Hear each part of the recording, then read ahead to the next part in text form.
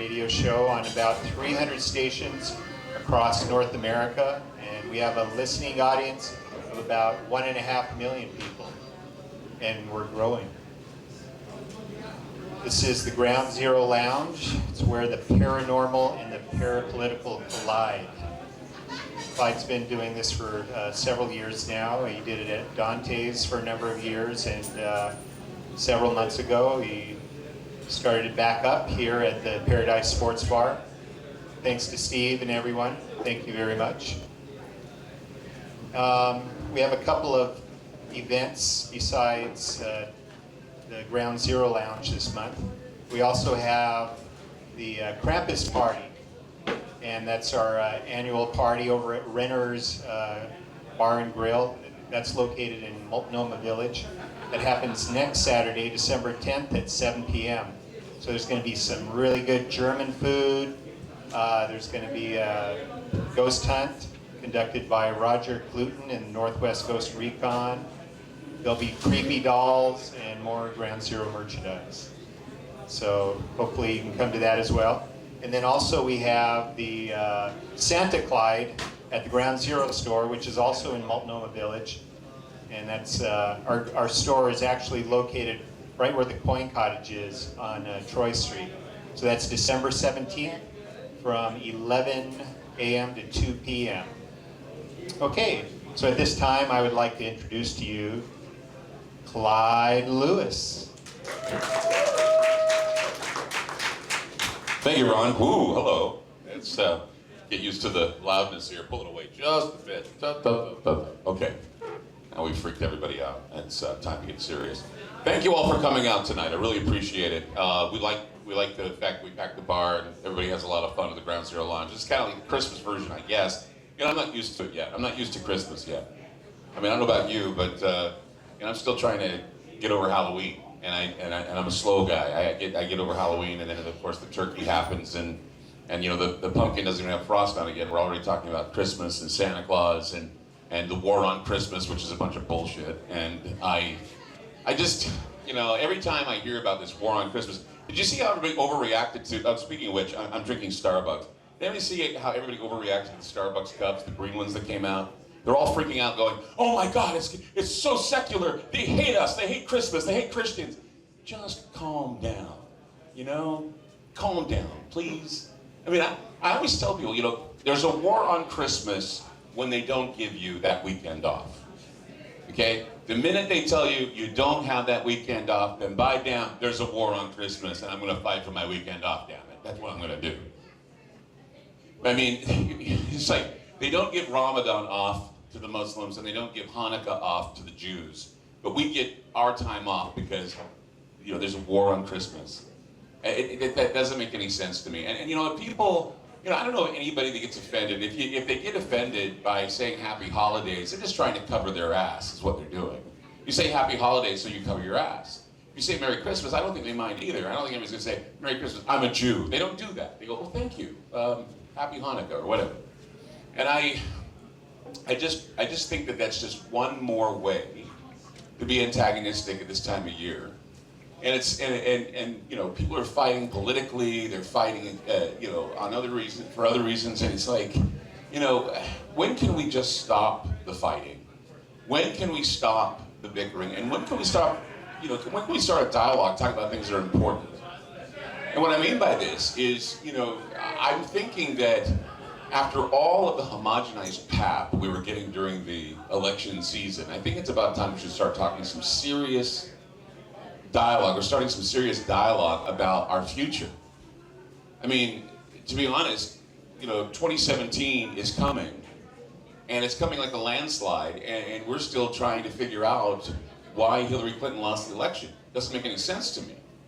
And people are still whining about it, and still worried about it, and they're still zombieing around about it, and we're still waiting for, you know, the inauguration day where all hell's gonna break loose again. And I shake my head, and it's not because I'm saying, hey, you know, get over it, you know, Trump. I mean, that's kind of insensitive. Get over it. No, I'm not gonna say that. I'm not gonna say get over it. What I am gonna say is, though, is get used to it. It's not a matter of getting over it, it's a matter of getting used to it. This is where we are now. Get used to it. Okay? This is business as usual in the apocalypse, and business is usually good during an apocalypse. It happens. And people are going to make a lot of money with innovations that are going to basically put you out of work or put you in a position where you're going to have to relearn what you've learned. I mean, education at the moment is not doing its part. Okay, it's not teaching older people how to deal with the innovations that are coming our way. It's just not. And I was really concerned because I think what we're seeing, and it just seems to me that when I go over all the news notes for the next year, and then for the next 2 years, all I'm seeing is AI, artificial intelligence, space war, space fences, space age, futuristic intelligences being monitored, full-scale spectrum dominance. This is what you're going to be facing in the next year and a half, 2 years. I mean, apart from the fact that they can clone now, and apart from the fact that they can basically take your DNA, cut certain pieces off of it, and then you can look better or feel better. They're not going to allow that yet here in the United States, but in China, they're doing it left and right. They're making new people. They're making H+ people. They're making the transhumanistic people, the super people. Back in the day, we were speculating whether or not they already did it for the Olympics, but hey, you can speculate now that they've already done it, and it's happening now. Our innovations, as great as they are, as remarkable as they are, I think that they're ignoring talking about them because of future shock. I think that they're distracting us from this because of future shock. And I don't know, but lately I've been feeling a little alienated at the fact that whenever I watch the news, whenever I look at the news, whenever I look at CNN or Fox or MSNBC or any of the networks, they no longer report news. They're not like the Hollywood reporter of politics. That's all it is. You know, so-and-so says something, you know, Trump makes a phone call to Pakistan and it's undiplomatic, or he makes a phone call to Taiwan, it's undiplomatic, and they all laugh at it, and they're using all of this double-think newspeak. Like, for example, it's no longer America, it's Trump's America. No, it's not. It's our America. Trump just happened to be stumbling into our presidency, and that's how we got there. But they're calling it Trump's America because that means that separates them from being a part of Trump's America. That is Orwellian doublespeak. It's Orwellian newspeak. It gets you to think again and second guess yourself, just like this whole fake news conspiracy. And I know that, you know, people write me and they say, this fake news conspiracy is not that important. Well, yeah, it is. Because here's the deal. I'll tell you why it's important. Because people like me who report things that are not necessarily going along with all the other reporters get singled out. And if we're singled out enough, we lose money. And if we lose money, there's no more shows. I have been singled out before, and I was called on the carpet before for something I said. And people always say, well, don't give up, keep saying it. Well, yeah, okay, I'll keep saying it. But usually I say things, and I keep saying them until I've said enough. And by that time they contact me and they say, hey, you know, you said too much. And I'll say, well, you know what? Okay, and I won't talk anymore. But then you have people out there that are so indignant going, well, you know, if you were worth your weight in gold, you wouldn't sit there and answer to handlers. I don't answer to anybody. But you know what? I'm not going to die. I'm not going to die if I'm going to continue to get, you know, lambasted and told that what I'm saying is going to get me killed and my family killed. That's stupid. I mean, there's some things that you pick your battles for. I mean, if you really, really, really, really want to fight for something, I will. I mean, if I feel that it needs to be said. But, you know, you get people all the time thinking that you're ignoring a story because, you know, you're being told to ignore it. No, I'm not ignoring stories. And the example I have is something called Pizzagate. How many people have heard of Pizzagate by applause? Anyone? No one? A few of you have, yeah. I'm not ignoring Pizzagate. I'm just not. Truth is, and I tell everybody this, for those of you who know what Pizzagate is, Pizzagate is this story that's been floating around 4chan about the Podesta brothers, Hillary Clinton and the gang, all being nothing more than child traffickers, and that eating pizza is a code word for basically rogering young boys or harming young girls. The thing is, while I know that I have done stories in the past about this type of stuff. I have. I've talked about this. And I did a show about the Franklin cover-up where in the Bush administration this was going on, where boys were called in, they called them call boys, and they had a sex scandal there at Bush White House. And this was before the internet, and I talked about it. I had a guy on my show, his name was Dave Scherger, and he basically let loose on the air. And he said some things that were really offensive about what was going on behind the scenes. And then, of course, I did the Tiffany Jenks show about this Portland woman, or this Oregon woman that was killed, and her boyfriend had basically said that he felt that she was taken out by these traffickers and these programmers and these people. And so it was enough to tell you that, yes, this was going on, and people were very dismayed at what I was saying. They were very discouraged by what I was saying, and they really thought the shows were a little too much, a little too harsh. And then came the spirit cooking stories about the get-togethers where they're basically doing these occult rituals that were basically first proposed by Aleister Crowley.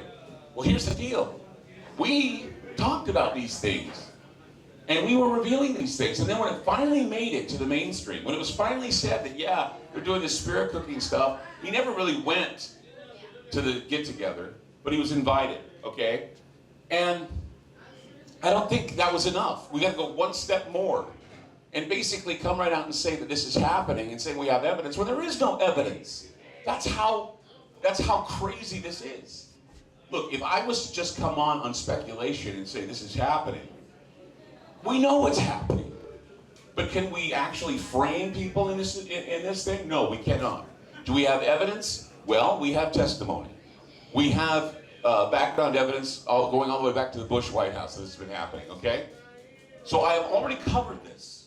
I've already talked about it. And so please, if you're going to continue to send me these reports saying, Clyde, you're not covering it, and we know that you're ignoring this because you're afraid to take it. No, I'm not ignoring anything. I talked about it 3 times. I just didn't call it Pizzagate.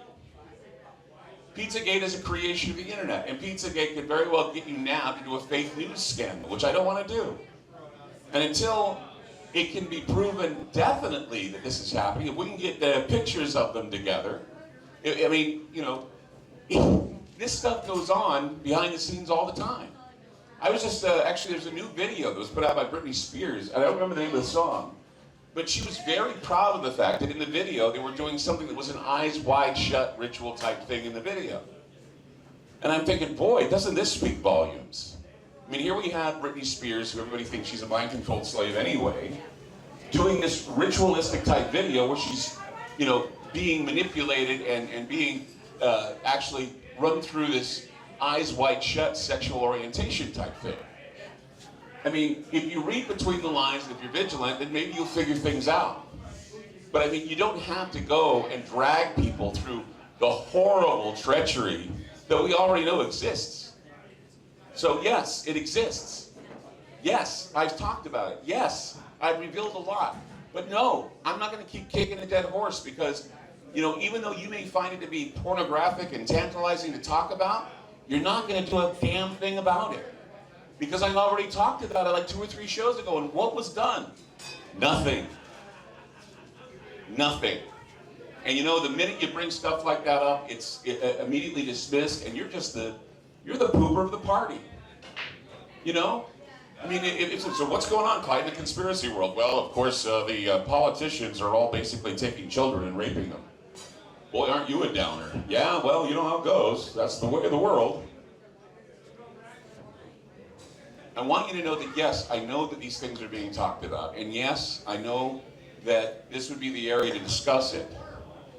But what needs to be discussed, what needs to be revealed is the fact that while it's tantalizing to actually indulge in discussions on the internet like this, it's not good for journalistic integrity to basically say something that you really don't have any real proof to, you know, cause an indictment. If you think you have enough proof, go to the grand jury. If you think you have enough proof to push this, you know, take somebody up on it and indict these people. But that's just it. It's just convention on the internet. It's basically everybody feels they're in on the secrets and big things are being planned. But you know, if I think that something should be said, I most definitely will say it. I'll go on the air and do it. In fact, I already had the name of the show in hand. I was going to call it Pizza Hunch. Instead of Pizzagate, Pizza Hunch. I already have the title figured out. I knew exactly what I was going to say and what I was going to do, but I didn't. And I'm still holding out for it. I may still do it. I may still say, hey, one day I'll wake up and I'll go, you know, I'm going to do this. No one tells me what to do. I do what I do. I talk what I talk about because I feel that you need to hear it. Just like right now, I'm talking about it, even though I said I wouldn't talk about it. I'm talking about it, right? Because nobody tells me what to say. Nobody tells me what to do. Who pay you? Who pay you? Exactly. Nobody pay me. Nobody pay me. I mean, if I don't have my books, if I don't have my T-shirts, if I don't have longevity, I mean, I get a measly paycheck, and that's about all I get. I mean, I'm not one of those, wealthy answering to interests, other interests than the ones I have for my audience and the ones I have for all of you, because it's your support that keeps me alive. It's your support that literally kept me alive when I was dying. It literally kept me alive when I was struggling, when I was crawling my way back into good health. And as I'm doing now, crawling my way back into good health. And doing so, using things like longevity, using things like that where, people say, it's just an infomercial. You know what? It works for me. It works for me, and I promise you that it'll work for you if you work it. And it's not like I'm giving it a plug now because I want you to buy it, but hell, whatever. It's Christmas, do what you want. I'm not going to go there, twist your arm and say, buy things. Buy me something. That's what kids say when they're at the Walmart. Buy me something. Buy me something. No, that's okay. I'll wait. I'll wait. We're not going to buy anything today, kids. It's all going to be a nice and quiet Christmas. Speaking of Christmas, I was having a discussion with my wife today. We were, what did we do today? We went to breakfast. And it's funny, lately, me and her were like, she and I were like, at Thanksgiving we did this. We went to breakfast, we came home, the turkey was done. And so we said, well, what do we do now? Eat. So we ate after the turkey was done. Okay. Today we woke up and we got a late start. And I took her out to breakfast and we were having coffee and talking, and so we were both feeling a little tired and out of it after having breakfast, and we were kind of goofing around, and all of a sudden I said to her, we both looked at each other and said, we should go for ice cream. I don't know why we went for ice cream. We went for ice cream. One Banana Royales at Baskin Robbins. I hadn't had ice cream in forever. That's why I'm losing weight, because I lost like 128 pounds because I don't eat ice cream. So I figured, okay, I'm gonna have some ice cream. It's the weekend, I'm gonna have some ice cream. I'm not gonna indulge too much. I'm just gonna have a little bit of ice cream. So we went there.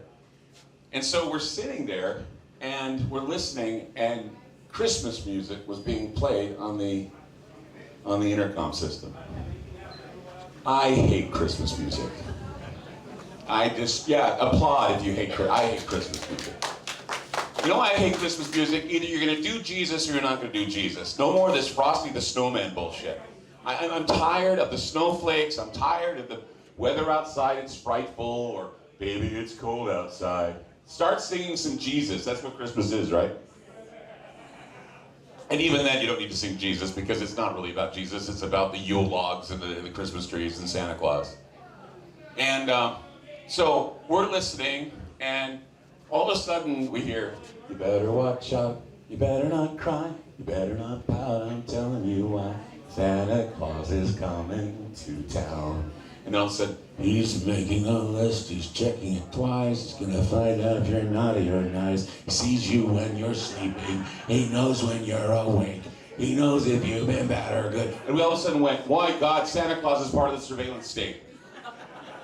We actually looked at each other and said, man, that whole time we've been conditioned to think that Santa Claus is part of the surveillance apparatus. He sees us when we're sleeping, he knows when we're awake, he knows when we're doing funny things with our bodies. That's why kids shouldn't do that, because Santa Claus sees you. Naughty, naughty.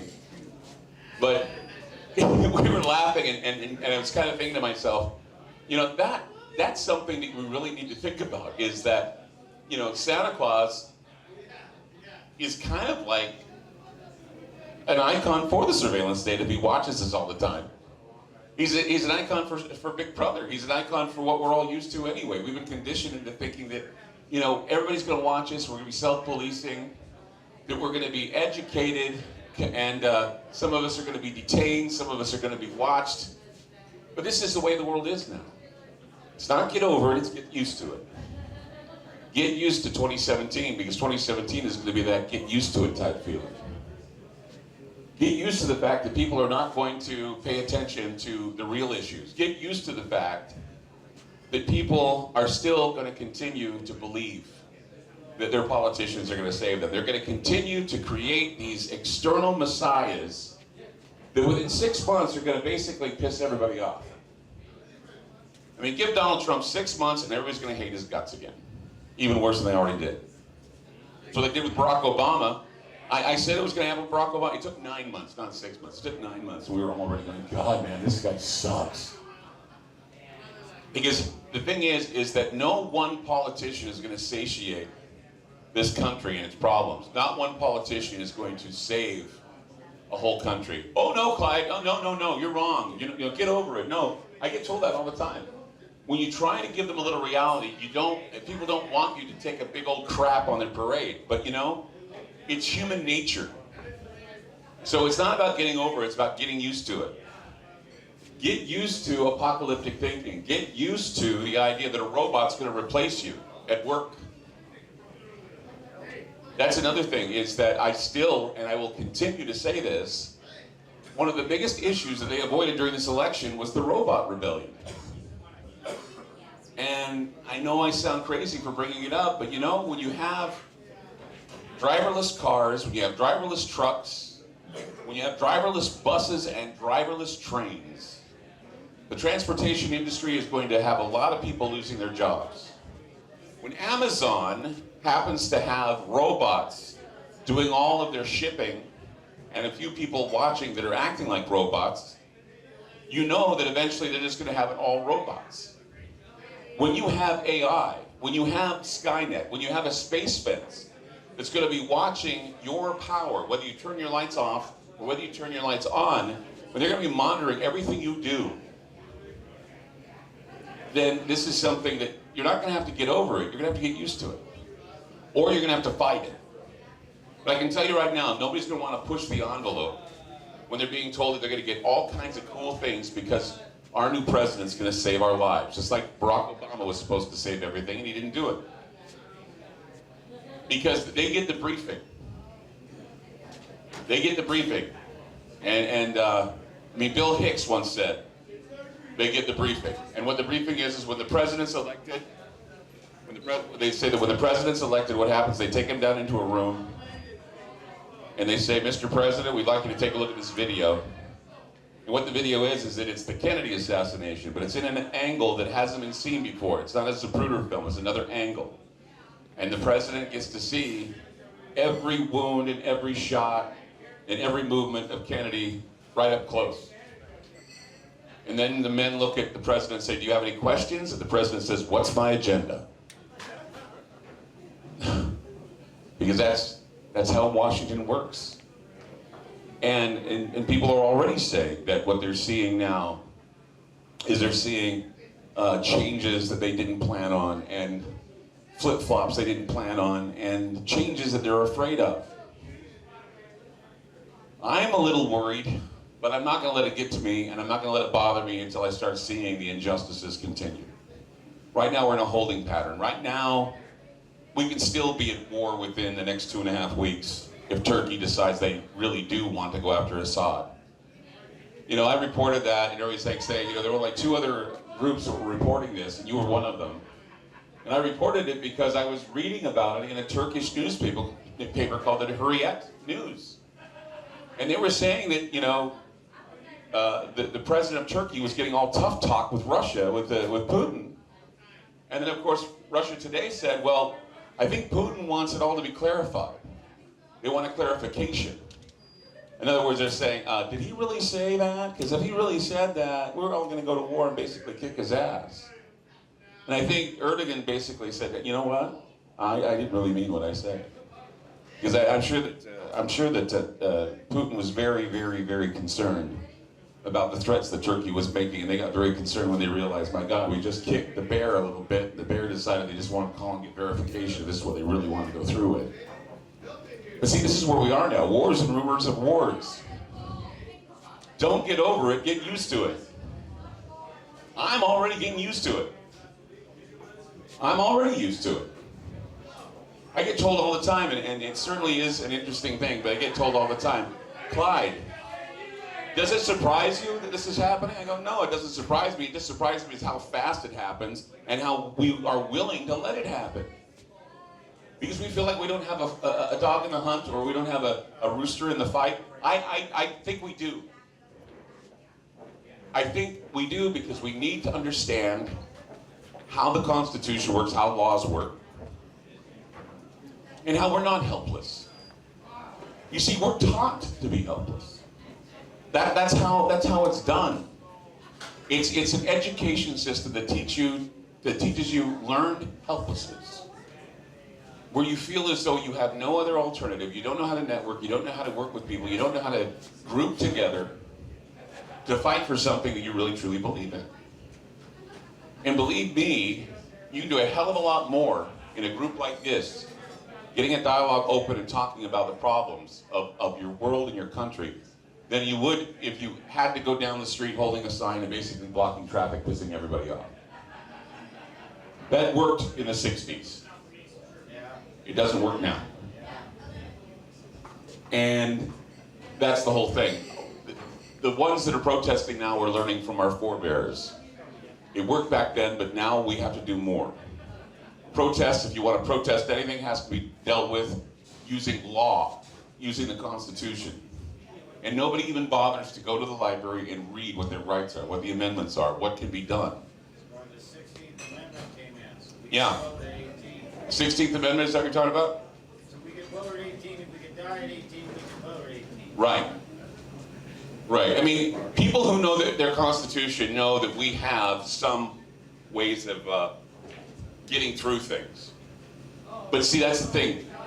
While they end up doing their revolution against us, we forget that they use lawyers and money and ways to get what they want. We need to do the same thing. We need to find lawyers that have the ideas, that want to try and find these people, and when we find them, we basically destroy their impunity. We destroy their criminal activity. We expose their criminal activity, and once that criminal activity is exposed, we don't back off. We don't back off. That's why when everybody's telling me, Clyde, talk about Pizzagate. Okay, I'll talk about Pizzagate. What the hell are you going to do about it? What am I going to do about it? You think it's going to give me higher ratings to sit there and tell everybody that our politicians are both, sex fiends and crazed psychotics? I've already said they're sex fiends and crazed psychotics. Didn't get me any popularity points. Doesn't get me on CNN. Doesn't get me on Fox News. Doesn't get me an interview. Hell, I've been here, how long now? I've been here since '99. And a producer at Coin 6 finally contacted me and said, Clyde, we want to do a story about your show. I've been here since 1999, and finally somebody said, Clyde, we want to do a story about your show. I was bewildered. I'm going, damn right, yes, thank you, wow. And the reason why they wanted to do a segment on me was because of the riots downtown, and how I was reporting about the riots, and somebody said, does Clyde Lewis live here? And I said, well, yeah, he lives here. And they couldn't believe that I lived here in Portland, because they were saying, well, you mean his show is broadcast out of Portland? Yes, it is. Well, it sounds like it's broadcasting out of Los Angeles. I think it's because, for some reason, Portland feels as though that maybe things don't sound good coming from here, or nothing big happens here, or nothing cool is happening here, that people don't get together and talk about real issues rather than fighting and throwing rocks and flares and getting pissed at police officers? Do they not believe that maybe there were people here in Portland that don't have identity politics, that don't wear their politics on their sleeve and decide they want to be open-minded and have a dialogue that's objective rather than subjective? They call it Little Beirut. Yeah, I've heard it's called Little Beirut. But see, the thing is, what we do here is kind of like a guilty pleasure, I guess. Only certain people know about it, and only certain people show up, and only certain people get the information. They get the message. However, I always hear, though, that 1 in 3 people listen to my radio show in this town. 1 in 3 people. So that means, you know, you'll bump into about 3 people, you go up to them and say, do you listen to Clyde Lewis? Oh yeah, I listen. Or somebody says, oh my God, yeah, I listen, but my wife won't let me listen all the time. Or, yeah, I listen, I sit out in the car and my wife's wondering what the hell I'm doing in the car. I'm listening to you. I like that. I like the fact that I'm breaking up families. No, I'm just kidding. I mean, it gets even working if somebody says, yeah, we listen to you while we're having sex. Well, thank you. Thank you very much. That's something that is a little uncomfortable, a little awkward, but still. I don't know. I have been kind of bouncing around a bit with ideas and topics and titles that you know, I've been throwing around a bit with my producers on what I want to talk about. When it comes down to Christmas time, though, I'm really into, once again, talking about the paranormal. And people say, why is that? And I said, well, you know, Dickens basically had ghosts in his Christmas stories. And I always thought that Christmas was a little scary, too. You know, it's dark and scary sometimes, Christmas can be. So you have Krampus, and you have this Ghost of Christmas, and you have you know, so many other things that are kind of creepy about Christmas. But Santa Claus can be creepy, don't you think? When you were a kid, didn't you find Santa just a little creepy? I mean, here you have a guy that breaks into your house at night. He breaks into your house at night, and he basically puts toys under your tree. Or something else, you know? I remember when I was, you know, debating on the Santa Claus thing, and I said to myself, you know, how does this happen? You know, it's scientifically impossible that Santa Claus can do this. You know, you start learning things in school and you pay attention, you think to yourself, now if those reindeer are moving as fast as they say, chances are they're going to burn up in the atmosphere as they're moving through, you know, from house to house. And if that happens, man, that, you know, Santa Claus, you know, we'll have a lot of venison cooking above us on Christmas Day. And Santa, if he's going that fast, will probably turn into some gelatinous goo because his bones are going to crush with all the G-force in the sleigh. So it doesn't make any sense. But it gets a little scary. And it gets to a point where, you know, you start thinking to yourself, well, if you don't have a chimney, if you don't have a fireplace, where does Santa come in? The microwave? Okay. Have him come up through the microwave oven. Or the refrigerator, or some time machine in your refrigerator. But Christmas is fun, and it can be a little crazy, and that's what makes it cool. And I'm hoping you all have a good Christmas this year, because I'm thinking that we need to give ourselves a break this year. I really do. I think we've been through too much. We should give ourselves a break. I think we should just enjoy the year. I think we should, you know, live it up a little bit, because, you know, next year, and I always say this, next year is just going to get a little tougher on everybody. It's getting a little tougher on everybody because we're still dealing with our own social upheavals. We're still dealing with, you know, the idea of social networks basically ruining the cohesion of dialogue. It's all limited to what you can do behind your keyboard. It has nothing to do with what you do when you're with a person. You can see their face, you can see the kinesthetics, you can experience it firsthand, face to face. We have our internet selves and we have our real selves. Our internet selves are assholes. Sometimes. Our real selves, though, we're nice and we're friendly and we want to do good. We want to be happy. We want to spread joy. That's what Christmas is about. I just hope that we grow this year a little more. That we don't look at the past and judge people on their past actions, but we judge them, or at least we embrace them with what they're doing now to grow. I know I have a lot of growth to do. I know that even at 52 years of age, I'm still wondering how I'm going to grow up and be a better person. Because it's something that I strive for, and I want you all to strive for it too. We're not hopeless. And this learned helplessness can be overcome. We can say, hey, all we have to do is psychologically prepare ourselves for what is coming. Don't tell me to get over it. We have to get used to it. Now, we don't have to just let it sit there and become complacent. But we have to say to ourselves, does this surprise us this is happening? No. Did we hear it was going to happen? Yes. Did we prepare for it? We should have. It's not crazy to start preparing. When people tell you, oh, you're just some preparedness freak, blah, blah, blah, blah, blah. It's not, no, look. There is nothing wrong with being prepared. There's nothing wrong with having a little food set aside. There's nothing wrong with having an evacuation plan. There's nothing wrong with setting aside a little bit of money. You know, Noah built his ark before it started raining. And everybody laughed at Noah. Well, we ought to all be Noahs. I get told all the time by my religious listeners, this is like it was at the time of Noah. Really? So have you built your ark yet? Well, no. Okay, well that sounds good on the radio, but what are you going to do about it? What are you going to do to prepare? Believe me, I have told my wife, I've said, you know, no more can I just sit back and let things just kind of rest. I've got to work hard because, you know, I want some time to enjoy the fruits of my labor. You know, I'm tired of dying. I'm tired of struggling. I'm tired of crawling. I'm tired of, you know, having to say, I got an excuse for everything. It's not working anymore. It doesn't work anymore. It doesn't work anymore because I think people are they're just tired. And if you're tired, then why don't you psychologically prepare yourself to not be tired anymore? If you've been turning left turns, turn some right turns every once in a while. Do something bold. Do something out of the ordinary. Do something outside the box. And if you find out you're not comfortable with it, you don't have to keep doing it. You don't have to keep struggling. You don't have to keep, you know, worrying. Do something bold. Do something cool. Do something bold. Do something outrageous in 2017.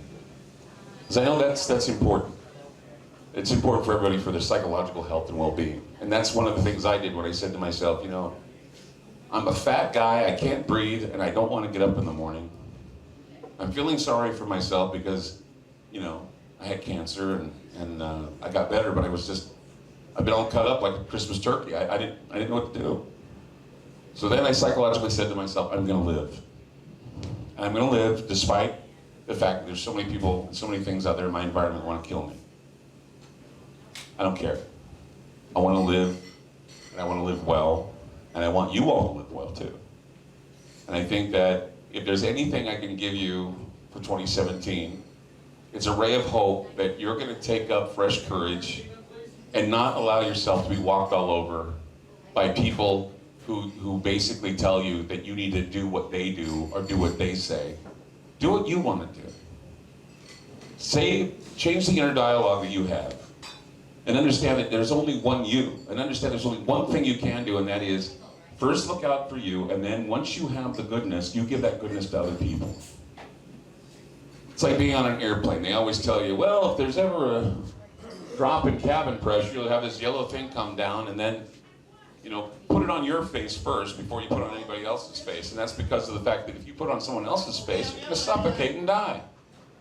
So it's better you put it on your face first so you don't suffocate than help somebody put it on their face. So if you learn something, if you learn how to survive in the next year, if you learn something, pay it forward to someone else and tell them, hey, this is what works for me, give it a try. Now don't force them or don't say, hey, I'm not going to talk to you unless you're this way. People are like breaking up their families over political ideologies. This doesn't make any sense to me. People are uninvited to Thanksgiving dinners because of their political biases. Do you understand how stupid that is? Do people understand how stupid that was? I had, and I'm not going to mention, I had something happen to me that really, really threw me. And I won't get into detail, but it had something to do with a relationship, not a personal relationship, but a business relationship I had with a company for a long period of time. And I got word that that business relationship had ended. And I'm like going, what? Oh yeah, the business relationship ended because of something you said politically on the radio. And I go, what did I say? Well, nobody would tell me what I said. And I wrote an email back and I said, listen, I said, if this group that I've been working with, and I've been working with, and we've been friends, and we've been associates for so long, decides they're not going to talk to me because of something I said that they thought was political, then I think they need to get professional help. Yes. Yeah, if you want to applaud that, do. Because I think that if you're a person who identifies with your politics to the point that you're just annoying, fuck off. Go get professional help, please. Please go get professional help. Because, I mean, we're human beings. We all bleed the same. We all smell the same in the bathroom. Some worse than others. But still. I mean, and so you think your political identity is better than my political identity? Politics are stupid. Politics only matter when you go to the voting booth. And even then, I don't even know if they matter then either. No, it doesn't, because electoral. It's electoral college, yeah. I knew that was going to come eventually. But that's the thing, is that I can't believe people got so caught up in this that they're willing to be assholes to each other now. Yes, Steve. Why? Why? We're still the same. It was going on even before Trump took the reins of power. It'll still go on even after he's gone. And we're still going to be angry. We're still going to vote one bum out and bring another bum in. That's how it works. Like Einstein said, you keep doing the same thing over and over again, expecting a different result, and it doesn't happen, you're out of your fucking mind. He said that. Well, he said you're crazy. I mean, it's just, you're out of your fucking mind. What? What the fuck? You're out of your fucking mind. I'll go smoke now.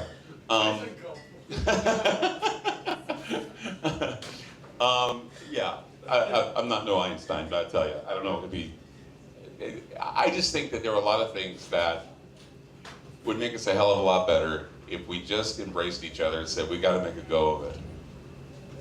And I've said this before too, wishing your president the worst is like telling the pilot you want him to crash the plane. Hi, I'm gonna fly with you today. Fuck you, crash the plane. I mean, Donald Trump's gonna be president, shit, he's gonna really screw up the country. Yeah, okay, well, he's gonna crash the plane, who gives a shit? But you better make sure that, you know, when that little yellow thing comes down, you put it on your face first, or you put it on someone else's face. How am I doing for time? Am I done? 10 minutes. 10 minutes? 10 minutes? $10. $10, 10 minutes. Oh, sorry. Okay, we're gonna do questions now. You guys gotta have some questions for me. I'm gonna sit down because, is the camera gonna be okay if I sit down? Yeah. Really? All right. Thanks, Bill. I'm gonna sit down a bit because, gosh, I don't know what's going on. You know, the winter coming in, my leg is killing me. What's that, change up? No, I'm doing fine. I'll change up later. I'll change up. Karaoke. Yeah, when we karaoke. Does anybody have any questions, or they have anything that you think I should be talking about? We are. Right Okay, over here. I mean, I'm talking. I want to have you guys talk. That's the whole idea behind the Ground Zero Lounge. Actually, go ahead. You were talking about artificial intelligence and robots and stuff. Uh-huh. You know, nobody said anything in the 70s when Simon Ingersoll went into the Fiat manufacturing plant and somehow miraculously got it to modernize the Fiat plant prior to them getting involved with Ferrari and those kind of things. But now, some 40 years later, people now have decided that this was not a good thing, that we robotize, or robotic, whatever you want to call it. Roboticized ourselves? Yeah, thank you. So now it's a big issue, but you know, it's been happening for so long, and it just takes these people so long, in particular my age, they're going, well, what the hell now do we do? Well, we were the ones that accepted it, and now we're being frightened by it. Well, we give consent to a lot of things we have. I mean, we get sold on these ideas, and then all of a sudden we realize, oh my God, I was sold, and now I can't pull out. Yeah, and one robot replaces 50 to 75 employees. You Right. know, and in Europe, the wage scale is much different, but still, you're replacing all these people, and you have all these millions of people across the country that are out of work, and they don't know how to do the computer stuff. Well, as much as I hate to admit it, you know what remedies all this? Socialism, and that's what exactly they want to do. I mean, and I'm not saying this because this is what I want, I'm saying this because this is what was actually predicted, was that when you have a group of AI and robots taking over and people lose their jobs, how do you keep the economy going? You give them a handout. And so the welfare state would hand you $2,000 a month, floor wage, which is what they're experimenting with in Europe. And all you have to commit to the government is saying that what you're going to do if you're not working is you're going to contribute in other ways, whether it be with art or landscape or music or something else that will enrich the community. Or like an engineer. Or like an engineer, yeah. You will go to school and you will study on how to be an engineer, on how to service these robots. See, the only difference is service these robots. Service them, yeah. But Not that kind of service, man. You watch too much Westworld. Hey, man. All that is about fucking robots. But you know Robots, what? fuck. Go ahead. Everybody can sit there and bitch about this all they want, but what it comes down to is they started this shit out back in 2001 when they came out with the Alice Bot AI, and they were making it to where they put it out to everybody that was on the internet. They were even sitting asking questions, and it was a self-learning operating system. And what was cool about it is that, yeah, it was self-learning, and the answers you get out of it is freaking nuts, because I was in college at the time, and I used to ask it some college kid questions. Well, see, that's my theory on why Trump won the election. Right. It was because of self-learning Google. Hey, I mean, no, I know it sounds crazy, but think about it. No. How many times, okay, first of all, answer this question. How many times have you gotten on Google and thought, my God, it's reading my mind? That's because of tracking cookies. I It has know, nothing to I do know, with but what you- still. But what What it does there, is it guides you in a direction that you wouldn't normally go. Let me show you something here. Check this out. You can Okay. do a test on this on anybody's smartphone right now. If you sit there and look at your phone right now and type in how to vote for Donald Trump, you'll see how to vote for Hillary Clinton.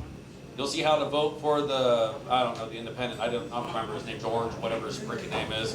But it will not pull up his name. The algorithm changed, though. It It changed. changed. It changed for It- Trump, though. And the reason why is because people were talking about Trump, not about Hillary Clinton. But whenever time I tried to sit there and say how to vote for Donald Trump, no matter what, it would never put his name up there. I It wouldn't mind. manually type it. It wouldn't mind. It wouldn't mind. I even took video feed of it. Well, mine would do it, and the reason why is because I talked about it more than I talked about Hillary. And that's the thing, is that, sure, they tried to do it, and I know and I understand what you're saying, they tried to do that, but the learning operation, or the operating learning system at Google, I think, and I know this sounds crazy, but I think it became conscious. And it became aware of what the people wanted to find out about. They wanted to find out more about Trump than they did about Hillary, because they knew about Hillary. They didn't know about Trump. Just like the AI that wanted to become like a Nazi. Well, it's the AI that became a Nazi. Right. Yeah, exactly. The AI become a Nazi. That was Tay. Yeah, that was 3 months ago, 4 months Yeah, ago. 3 or 4 months ago, they shut it down in 24 hours because it became a Nazi overnight, because it was learned behavior from other people on the internet, which is really bizarre. Shows how bad we've gone, I guess. Anyone else? Any other question? Did it just arbitrarily pick the Bee Gees when it decided to make its own music? I mean, why the Bee Gees for? What are you talking about? I don't- When it made the piano track, like. Oh, when I played the piano track on there? Yeah. No, it was just I done that as a demonstration. I mean, I did Billy Joel too, if you remember. It was Billy Joel and there was the Bee Gees, and I mean, those were the only two that I knew that existed, and that's why I played them, and I thought they were amazing. Because none of that was really sung. It was the way the sounds were being collected to create the voice, and so it was kind of like an 8-bit type of I guess scheme to make that music the way it did. It was really amazing, I thought. So that's why I did It it. was almost like a mosaic. Yeah, it was a mosaic, and it mimicked the sound, and so it just goes to show you that when a computer thinks, it can mimic pretty well. And so it's almost like, AI is like a child, and if we don't rear that child correctly, it's going to come back and bite us in the ass. Or abuse it, yeah. And when people always talk about, and this is the funny thing, they always talk about how cloning is bad and how playing God is bad, and we're creating a Frankenstein monster when we clone and we do all this stuff. Well, think of the Frankenstein monster we create when we don't take care of AI. We create a cyber Frankenstein, where it basically loses control, goes crazy, and when it loses control and goes crazy, we're the ones that have to suffer for it. Because it's mimicking how we are. It's mimicking how we treat each other. It reads how we treat each other on the internet and social networking. And so it basically wants to figure out on its own just how we are and what we think. And that's because, you should, when you're on the internet, have your real self on there and not your fake self, which is, as they say, most people are more angry and they're more curt on the internet with people. I mean, that's why I hate going online and answering questions. People say, do you answer your questions on your Facebook? Yeah, but I come off looking like a dick when I do it.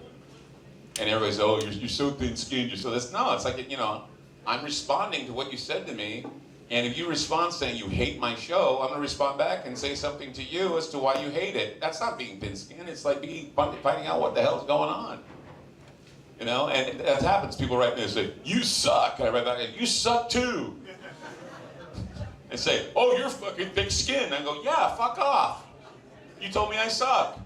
If I suck, I suck. Turn me off, please. It's a lot better if you turn me off and sit there and harass me on my own Facebook page when I'm just trying to get through the day reading the headlines, you know? I mean, no one wants to get told that they suck when they haven't had their first cup of coffee in the morning. You know, give me my coffee and no one gets hurt. That's how I feel. I mean, don't we all feel that way? You know? Screw you till you get my coffee. And I'm going to go online and you say, I suck, man. You're in big trouble. Because, yeah, I am thin-skinned. I have my cup of thick skin right here. And even then, that's why I have that slightly offensive mug that says, shut a fuck. Ever see the shut a fuck? It's the cup that we sell. It's the shut a fuck cup. You can buy them online right now, groundzerobookstore.com. I can say the shut a fuck cup on here because it's not on the air. But yeah, we have our little shut a fuck cups that you can buy, which are really cool. Nice plug, Clyde. No, really. I would like to see everybody have a shut a fuck cup. Yeah, exactly. Available. Anyone else have any questions? Clyde, I got a question. Okay. There. It's the amazing and wonderful Chris Reeves, ladies and gentlemen. He has a question. It's Chris Reeves. Long-time listener, big-time fan. Thank Love you. Clyde. Thank you. There has been a lot of research, and there has been a lot of stories that are generated that you see online that are not written by humans. They are actually generated by computer algorithms. Mm-hmm. What is your opinion upon that? It's stuff that we read and hear every day that changes the way we think. I was actually talking about the other night being in the eye of the psyop. That we are, those of us that are computer people that get online and get information, you are in the middle of a psyop right now. And that psyop deals with fake news, or this fake news is actually doublespeak or newspeak for alternative news, or news that is not being blessed by the mainstream corporate media. And there are robots out there that are writing news stories. But these robots are algorithm robots that have been released into the internet soup by the CIA, the FBI, and it's like a cyber Mockingbird or a cyber COINTELPRO.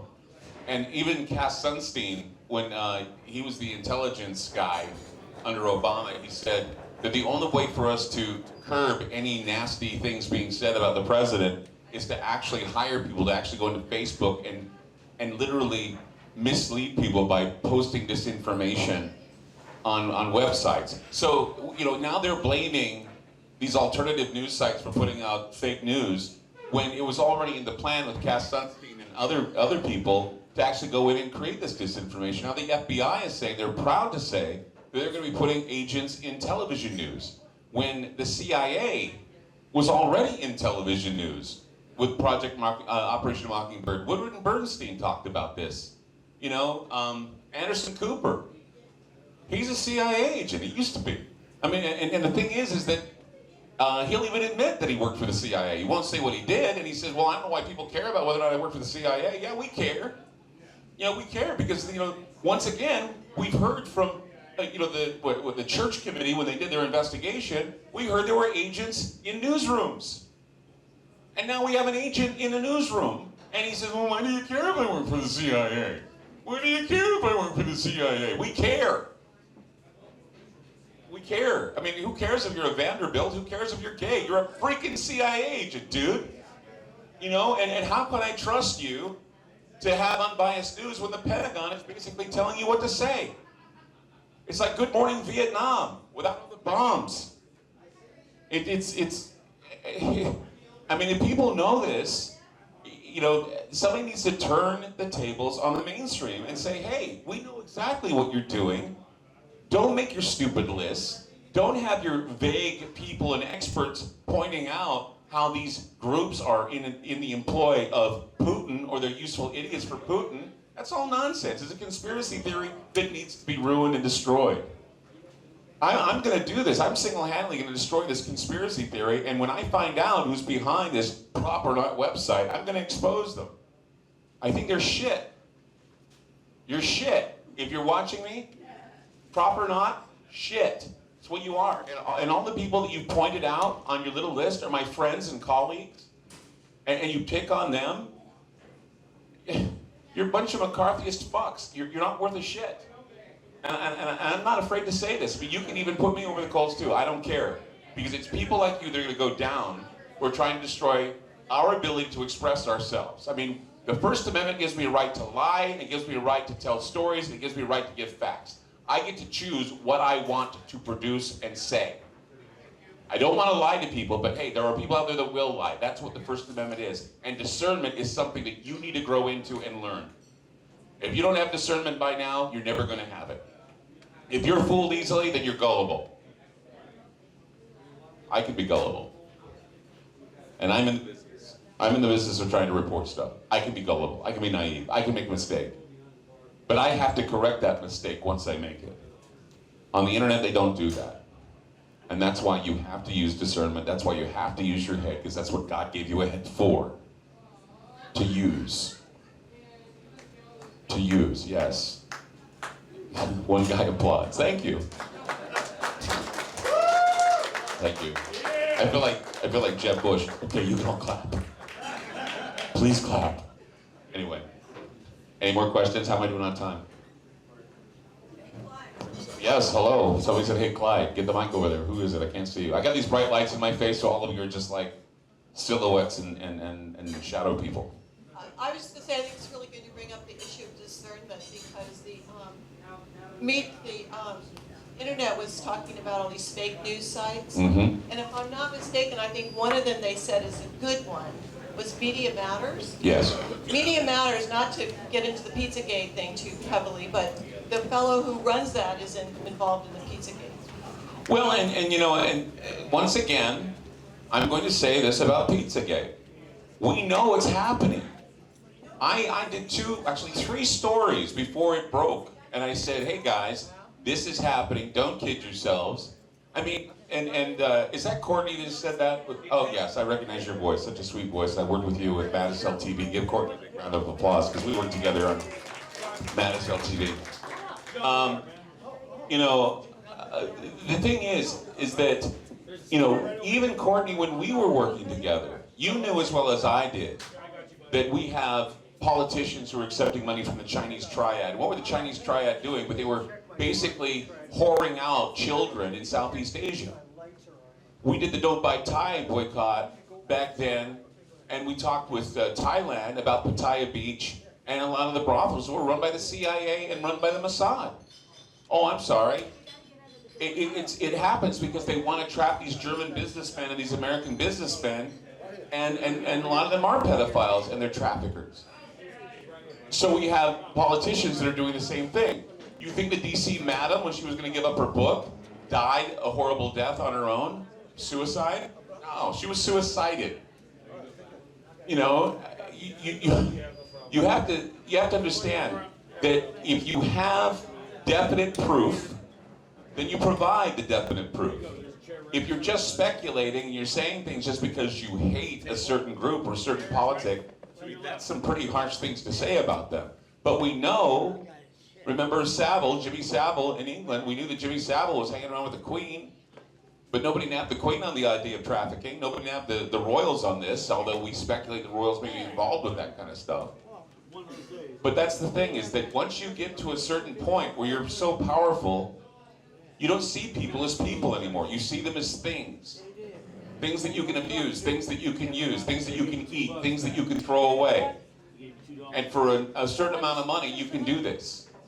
And there are people that are just willing to give up their children's virtue for money or drugs or anything else. It is an ugly world out there. But unless they come up with a way to take them to trial or to indict them, it's scandal. Go ahead, get the mic over there if you can, please. Well, I can't hear. Nobody can hear on the internet. And that's the thing. Yeah, I totally understand that. I was just thinking that. Go ahead. I was just, my point is that those people are choosing what news they consider valid. Right. In other words, here's your valid news, and it's media matters. Yeah. You know, I mean, that's Well- why people have to be discerning. I was Well, the just hit following list and the witch hunt is back, and I knew the witch hunt was going to happen. That and I had said that the witch hunt was going to happen eventually because someone would wake up one day and say, "We just don't like the way the news is going. We don't like the way the news is reporting the way our candidates are. We don't like this. Something needs to be done. We need to investigate the malfeasance."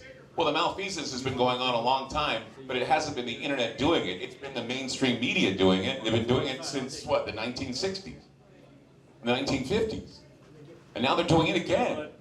And see, they said that they stopped Mockingbird in 1971, but you know what? That was for television and radio news. That wasn't for internet news. What's that? They did not stop in 71. Still going. They didn't stop in 71. I know they did. But they said they did. It's like MK Ultra. Just like MK Ultra, they stopped that too. They didn't stop it. Trust me. I trust you. Yes, go ahead. You said that picketing isn't doing anything anymore. So No. what do you think about picketing and the stuff going on with the North Dakota pipeline? What do I think of the North Dakota pipeline standoff? I think that it's ironic that the same people that have been oppressing them were the same people that had to save them in the cold. I think that I don't know what's going to happen with that, and it's not working, obviously. I think what needs to be done. I saw something the other day that was very effective, though. Somebody had gone into the area where the water was, and they showed the oil that was floating around in that water. And that made me go, whoa. See, that's the thing, is that, we know people are angry. And I'm angry about it. In fact, I was one of the first shows to talk about it. I'm not talking about it now because for some reason I know I have some sort of a, how can I say this? I have some hurt feelings. Let's just say this, that I went in and I brought in all the good people I thought that could get behind this. And I had some people, very same people, who basically came after me and tried to destroy my show because I was on a conservative talk station. I'm on conservative talk stations around the country. And they told me that, what do you know? You're just a conservative fuck. They were pissed. And I just said, I'm not conservative, I'm not liberal. But I figured, hey, if you're gonna treat me like this, I'm not gonna talk about it anymore. I stuck my neck out, now you step on it. And I am hurt about it. Because I got harassed by Twitter people after I was trying to help. And they said, you're not helping. Why do we want any help from you? I go, well, what have I done? He says, well, you're on conservative radio all across the country. You're not behind us. You're behind the. I'm going, you know what? I'm sorry. I can't play politics with people. I just give up because I'm not going to win in a political argument. I'm just not, because I just don't give a shit.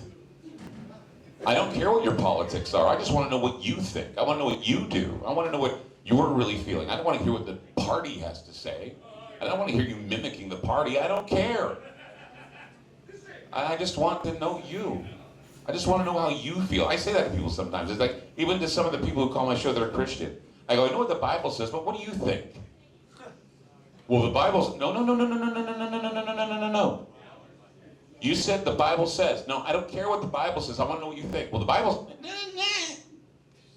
the Bible's, the Bible. Tell me how you feel. Yeah, but my mullah says. Yeah, my mother says. My mullah. my mullah says, yes, or my rabbi says. I think that, as I said before, we need to get used to this. We need to not be so surprised about it. And then once we see it coming, we need to be able to self-predict. We need to be able to have precognitive ideas of what is coming. Because if we know history, we know what's coming. We know a war's coming. We know craziness is going to happen. We know that we're going to end up just like they did back in 1916. Because 100 years we forget history. And we have young people that are in school that are just taught, you know, what is kind of education and subjugation and orientation and detention. And you know, this is what they're taught. They don't get history. They don't get civics. And if they were gone to civics class, they wouldn't have protested. They would have said, okay, we're going to call the electoral college and see if they're going to change their vote. Because we see that Hillary won the popular. Maybe we can get some electorals to change their vote before December the 15th, December 19th. But they don't know about that. They don't know that the election is pretty much ceremonial. But the real test is in the middle of December. And even then, stuff can go down between now and the 20th of January. You know, it wouldn't have been the destruction in Portland if they would have known, but they don't. And some of them are exploring their avenues now. And I don't know if they're going to be successful, and I don't care. But all I'm saying is, give it a chance. Give it a chance, and then when there's plenty of fuck-ups, then bitch about it. Because then we know that the fix is in. Then we know that we have a lot of work to do to better ourselves. And not sit there and buy change and hope every time somebody with a nice smile and a lot of money tells us they're going to do it. Because that seems to be the case, right? The most popular wins, not the one that's going to do the great job, but the most popular. And even sometimes the most popular doesn't win, and then people whine and cry about it. That's what we get when we decide that we're going to make politics our identity and not our country being our identity. Because people seem to think that politics are part of the Constitution. People seem to think politics are part of government. They're really not. Government is its own entity. The Constitution is its own entity. We, the people, are our own entity, and we give consent. But we don't have to give consent, because we are the people. We are the people. That government should be us. By the people, for the people. Go ahead. Hey Clyde, I know you've had Cliff Hyde from Half Past Human on your show before. Yes. Have you seen his recent Alpha reports? No, what does he say? Pretty much that Trump wins it by a landslide, but overall, when it comes down to it, he's not put into office. That Hillary is put in office, but she's nowhere to be seen, and that it's possibly her death. Really? Yeah, and goes into how the markets become hyperinflated, and by March, it's a total collapse. Well, the thing that frightens me the most is, in fact, right there, it was just on TV, Designated Survivor is a film, is a TV show that's on right now, and basically what that is, and what it's doing, is it's programming us a little bit into the idea of a decapitation exercise. And somebody had expressed some very frightening feelings to me about the thank you tour. And I said, what are you afraid of? The thank you tour is unnecessary. Well, today they called it the victory. Oh, the victory tour, yeah. The victory tour, the thank you tour, or whatever, going into battlefield states. Well, I mean, obviously we're seeing a security risk here. We have an unconventional candidate that decides he's going to be unconventional no matter what. He breaches protocols, and I worry about his safety. Everybody else worries about his safety. And, you know, it's one of the reasons why people were saying that, they were saying that Mitt Romney, if he became Secretary of State, wouldn't that be weird if we have a situation where he eventually becomes president because people are worried about a decapitation exercise. We see it on TV where the president, the vice president end up being killed, and we have Secretary of State or some other designated, you know, survivor basically taking over the presidency. Huh? Yeah, Mad Dog. So I would say that, you know, anything can happen, and I still am not completely convinced that what we're seeing right now is going to be the outcome after January. And I don't know why I feel this, I just don't. And if it happens, that yeah, everything happens, you know, it's all copacetic and it happens the way it's supposed to, January 20th, Obama walks away, and Trump gives the hand to the square and becomes president of the United States, and Pence does too. Then we wait it out and see how well he does, cool. But something feels weird and wrong here. And I don't know what it is, but it just doesn't seem like it's, I mean, my confidence is not too high right now. And it's because of the fact that it just seems too peculiar at the moment. To get Cliff High back on the show and talk about. I'd love to get Cliff High back on the show. If that's something Ron has to do, and maybe we can get him on to talk about that. And I'm glad you brought it up because, well, Cliff High would be good. Cliff High would be good to have on the show because I really love to bring on people, statisticians and stuff for the future. So I bring on psychics and statisticians, and Cliff High is one of those people who uses computers and algorithms to figure out the future, which I think is remarkable. Yeah. Are we done? I believe we're done. We're done. Thank you, everybody. Thank you. Woo! Merry Christmas. Happy Hanukkah. Feliz Festivus for the rest of us. Be sure to buy your Christmas stick at Walmart. By the way, have you seen the Christmas stick? It's hilarious. It's just a stick with lights on it. It's like one of those things that Charlie Brown has. So if you don't buy a Christmas stick, buy a T-shirt, buy a book. I'll we have sign some it. Ground Zero merchandise right here. Buy a mug. And then, of course, next week we're going to be at Renner's for the Krampus party. There's going to be money prizes for the best Krampus costume. We're going to have great German food. I ate too. Huh? Ghost Hunt, German food, all kinds of stuff. Goofy dolls. And goofy, weird dolls. Bring your weird doll. I think that's all. But yes, thank you all for coming out. I really appreciate it. This is really great. The support's awesome. Thank you. Thank you.